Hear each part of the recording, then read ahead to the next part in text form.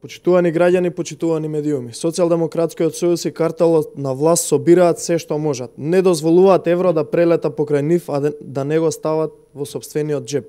Не дозволуваат тендер да заврши во фирма која што не е во нивна сопственост или не им е донатор на политичката партија СДСМ. Сотреа се. Ова не се европски стандарди. Ова го нема ниту во Африка. Непријатно е веќе да се гледа како Кочо, вице-премиерот, креира политики во кои државни предпријатија ќе му префрлаат пари на Анѓушев бизнисменот.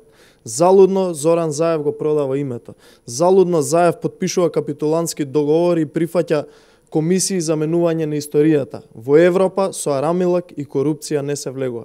Почитувани медиумите, повторно обелодени уште еден скандалозен тендер на фирмата Брако, вреден скоро 40.000 евра за набавка на заштитна мрежа на одрони покрај патот, добиен од Агенцијата за патишта на Република Македонија.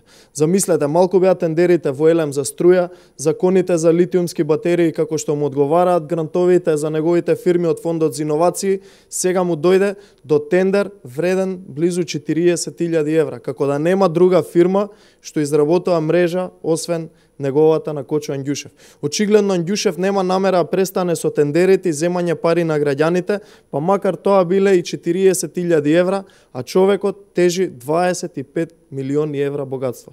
Да го поставиш на јавна функција Кочо Анѓушев, каде што има допир со народни пари, е исто како да го поставиш волкот да ги чува јагнињата. Она што ги интересира граѓаните дали и во овој случај на тендерска постапка има скриен судирни интереси.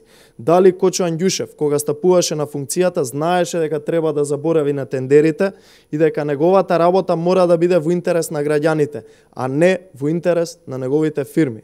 Дали Кочо Анѓушев извршил било какво влијание за да го добие и овој тендер? Дали фирмата на Кочо Анѓушев имала предност при тендерската постапка? Господин Анѓушев, бидејќи наназад година дена не прекина да работиш спротивно етичките принципи и антикорупцијските правила, најмалку што можеше да ги спасиш граѓаните уште веднаш, така што ќе си дадеш оставка од позицијата вице-премиер уште веднаш. Што порано си дадеш оставка, толку подобро за граѓаните. Во спротивно, ќе треба да поставиме еден бројчаник пред твојата канцеларија во владата и еден на твојата компанија Брако, кој ќе мери колку државни тендери си добил додека си на функција. Сигурен сум дека тоа ќе биде со многу нули и тоа во евра. Институциите мора да покажат храброст да се спротивстават на притисоците на СДСМ, да го поништат овој тендер и да не чекаат дали Анѓушев ќе даде налог Брако да се повлече од истиот.